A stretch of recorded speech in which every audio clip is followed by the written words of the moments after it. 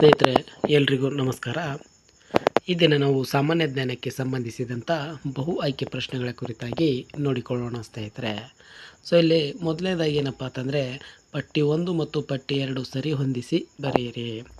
ಸ್ನೇಹಿತರೆ, ಆಯ್ಕೆಗಳು ನೋಡುವುದಾದರೆ ಇಲ್ಲಿ ಏನಪ್ಪ ಅಂತಂದರೆ, ರಾಜ್ಯ ನೀತಿ ನಿರ್ದೇಶನ ತತ್ವಗಳು, ಮೂಲಭೂತ ಹಕ್ಕುಗಳು, ಮೂಲಭೂತ ಕರ್ತವ್ಯಗಳು, 5ನೇ ಅನುಸೂಚಿ. ಇನ್ನು ಅನುಸೂಚಿತ ಪ್ರದೇಶಗಳು, ಏಕರೂಪದ ಸಿವಿಲ್ ಸಂಹಿತೆ, ಅಸ್ಪೃಶ್ಯತೆ ನಿರ್ಮೂಲನೆ, ರಾಷ್ಟ್ರಧ್ವಜಕ್ಕೆ ಗೌರವ. ಮೊದಲನೇದಾಗಿ ಈ ರಾಜ್ಯ ನಿರ್ದೇಶಕ ತತ್ವಗಳು ಏನಪ್ಪ ಅಂತಂದರೆ, ಏಕರೂಪದ ಸಿವಿಲ್ ಸಂಹಿತೆ, ಇನ್ನು ಮೂಲಭೂತ ಹಕ್ಕುಗಳು, ಅಸ್ಪೃಶ್ಯತೆಯ ನಿರ್ಮೂಲನೆ, ಇನ್ನು ಅದೇ ರೀತಿ ಮೂಲಭೂತ ಕರ್ತವ್ಯಗಳೇನಪ್ಪ ಅಂತಂದ್ರೆ ರಾಷ್ಟ್ರಧ್ವಜಕ್ಕೆ ಗೌರವ. ಇನ್ನು 5ನೇ ಅನುಸೂಚಿ ಏನಪ್ಪ ಅಂತಂದ್ರೆ ಅನುಸೂಚಿತ ಪ್ರದೇಶಗಳಾಗಿದೆ. ಅದೇ ರೀತಿಯಾಗಿ ಮುಂದಿನ ಪ್ರಶ್ನೆ ನೋಡೋಣ. ಇಲ್ಲಿ ಮುಂದಿನ ಪ್ರಶ್ನೆ ಏನಪ್ಪ ಅಂತಂದರೆ, ಈ ಕೆಳಗಿನ ಯಾವುದು ಭಾರತ ಸಂವಿಧಾನಿಕ ಪ್ರಾಧಿಕಾರವಲ್ಲ? ಆಯ್ಕೆಗಳು: ಭಾರತದ ನಿಯಂತ್ರಕರು ಮತ್ತು ಮಹಾಲೆಕ್ಕಪಾಲಕರು, ಪರಿಶಿಷ್ಟ ಜಾತಿಗಳ ರಾಷ್ಟ್ರೀಯ ಆಯೋಗ, ಕೇಂದ್ರ ಲೋಕಸೇವಾ ಆಯೋಗ, ಯೋಜನಾ ಆಯೋಗ. ಸ್ನೇಹಿತರೆ, ಕೆಳಗಿನ ಯಾವುದೇನಪ್ಪ ಅಂತಂದ್ರೆ ಭಾರತದ ಸಂವಿಧಾನಿಕ ಪ್ರಾಧಿಕಾರವಲ್ಲ. ಸೊ ಇದಕ್ಕೆ ಸರಿಯಾದಂಥ ಆಯ್ಕೆ ಏನಪ್ಪ ಅಂತಂದ್ರೆ ಯೋಜನಾ ಆಯೋಗ. ಸೊ ಇದೇನಪ್ಪ ಅಂತಂದ್ರೆ ಭಾರತದ ಸಂವಿಧಾನಿಕ ಪ್ರಾಧಿಕಾರವಲ್ಲ, ಯೋಜನಾ ಆಯೋಗ ಅಥವಾ ನೀತಿ ಆಯೋಗ. ಅದೇ ರೀತಿಯಾಗಿ ಮುಂದಿನ ಪ್ರಶ್ನೆ ನೋಡೋಣ. ಇಲ್ಲಿ ಮುಂದಿನ ಪ್ರಶ್ನೆ ಏನಪ್ಪ ಅಂತಂದರೆ, ಇದುವರೆಗೆ ಕಂಡುಹಿಡಿಯಲಾಗಿರುವ ಅತ್ಯಂತ ಉತ್ತರ ಭಾಗದಲ್ಲಿರುವ ಹರಪ್ಪ ನಿವೇಶನ ಯಾವುದು? ಆಯ್ಕೆಗಳು: ಜಮ್ಮು ಮತ್ತು ಕಾಶ್ಮೀರದಲ್ಲಿರುವ ಮಾಂಡು, ಪಂಜಾಬ್ನಲ್ಲಿರುವ ರೂಪಾರ್, ಪಾಕಿಸ್ತಾನದಲ್ಲಿರುವ ಹರಪ್, ಉತ್ತರ ಪ್ರದೇಶದಲ್ಲಿರುವ ಅಲಂಗಿರಪುರ. ಸ್ನೇಹಿತರೆ, ಇದುವರೆಗೆ ಕಂಡುಹಿಡಿಯಲಾಗಿರುವ ಅತ್ಯಂತ ಉತ್ತರ ಭಾಗದಲ್ಲಿರುವ ಹರಪ್ಪ ನಿವೇಶನ ಯಾವುದಪ್ಪ ಅಂತಂದ್ರೆ ಜಮ್ಮು ಮತ್ತು ಕಾಶ್ಮೀರದಲ್ಲಿರುವ ಮಾಂಡು. ಆಯ್ಕೆ 1 ಸರಿಯಾದಂಥ ಉತ್ತರ ಆಗಿದೆ.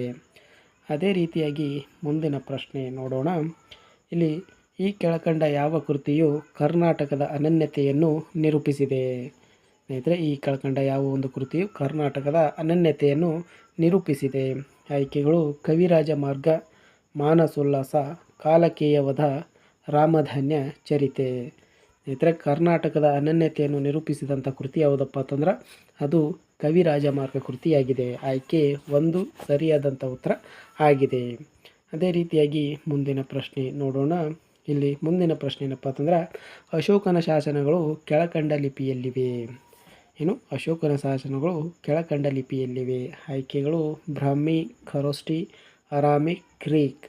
ಸೊ ಇದರಲ್ಲಿ ಸರಿಯಾದಂಥ ಉತ್ತರ ನೋಡುವುದಾದರೆ ಸ್ನೇಹಿತರೆ, ಈ ಅಶೋಕನ ಶಾಸನಗಳು ಏನಪ್ಪ ಅಂತಂದ್ರೆ ಬ್ರಾಹ್ಮಿ, ಖರೋಷ್ಠಿ, ಅರಾಮಿಕ್ ಮತ್ತು ಈ ಗ್ರೀಕ್ ಭಾಷೆಗಳಲ್ಲಿ ಕಂಡುಬರುತ್ತವೆ. ಸೊ ಆಯ್ಕೆ 3, 1, 2, 3, 4 ಏನಪ್ಪ ಅಂತಂದ್ರೆ ಈ 4 ಭಾಷೆಗಳಲ್ಲಿ ಕಂಡುಬರುವುದರಿಂದ ಆಯ್ಕೆ 1 to 4 ಏನಪ್ಪ ಅಂತಂದ್ರೆ ಸರಿಯಾದಂಥ ಉತ್ತರ ಆಗಿದೆ.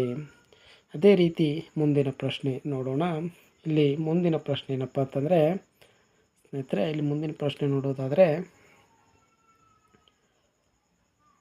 ಇಲ್ಲಿ ಪ್ರತಿಪಾದನೆಯೇ ಭಾರತದ ಸಂಸತ್ತಿನಲ್ಲಿ ಹಣದ ವಿಧೇಯಕವನ್ನು ರಾಜ್ಯಸಭೆಯಲ್ಲಿ ಮಂಡಿಸುವಂತಿಲ್ಲ. ಕಾರಣ ಒಂದು ವಿಧೇಯಕವು ಹಣದ ವಿಧೇಯಕ ಅಲ್ಲವೇ ಎಂಬುದನ್ನು ಲೋಕಸಭೆಯ ಸ್ಪೀಕರ್ ಅವರು ನಿರ್ಧರಿಸಬೇಕು. ಸ್ನೇಹಿತರೆ, ಇಲ್ಲಿ ಏನಪ್ಪ ಅಂತ ಭಾರತ ಸಂಸತ್ತಿನಲ್ಲಿ ಹಣದ ವಿಧೇಯಕವನ್ನು ರಾಜ್ಯಸಭೆಯಲ್ಲಿ ಮಂಡಿಸುವಂತಿಲ್ಲ. ಸೊ ಇದು ಸರಿಯಾದಂಥ ಆಯ್ಕೆಯಾಗಿದೆ. ಇಲ್ಲಿ ಅದು ಒಂದು ವಿಧೇಯಕ ಏನಪ್ಪ ಅಂತಂದ್ರೆ ಹಣದ ವಿಧೇಯಕ ಅಥವಾ ಅಲ್ಲವೇ ಎಂಬುದನ್ನು ಲೋಕಸಭೆಯ ಸ್ಪೀಕರ್ ಅವರು ನಿರ್ಧರಿಸಬೇಕಾಗುತ್ತದೆ.